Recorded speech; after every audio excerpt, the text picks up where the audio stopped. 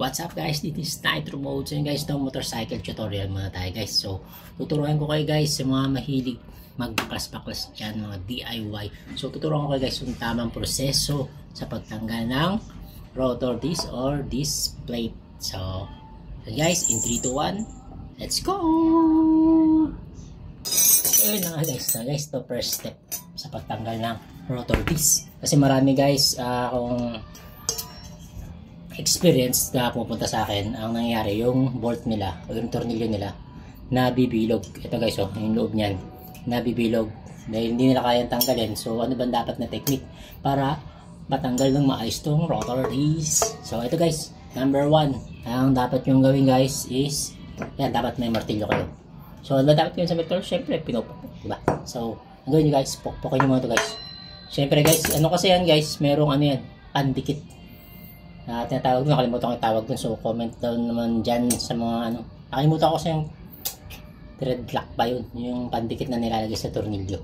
Yan, meron kasi pandikit to guys, pag galing kasa yan, may pandikit yan, kaya matigas yan, hindi yan basta-basta natatanggal. So ang gagawin nyo guys, ugain nyo muna, pukpukin nyo muna kahit 2 beses lang. 1, 2, yan 1, 2, 1, 2, 1. Yan, okay na yun para sa akin. So ayan, tapos syempre kailangan yung allen bolt na gagamitin nyo guys is hindi busalsal, or maganda pa yung pagkakahulma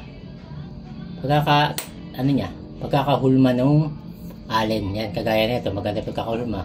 So pasok nyo, hindi naman maluwag. Yan, so okay yan, maganda yan. So subukan natin guys. Pakita sa bakano. So, pasok nyo, after nyo pasok, kuha kayo mas mahaba. Yan, mas maganda ganito ang mga mga T-range yan. Sakto-sakto 8, huwag yung 10 tsaka 12. Kasi malaki na yung butas na yan. Sakto yung yan. Ganun lang guys, oh. Diba? Napakasimple lang guys. Isa pa. Ito pa isa. Isa, pasok. Then, hawak dito, pwersado.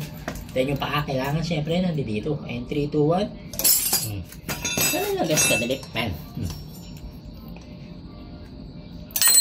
Ayun.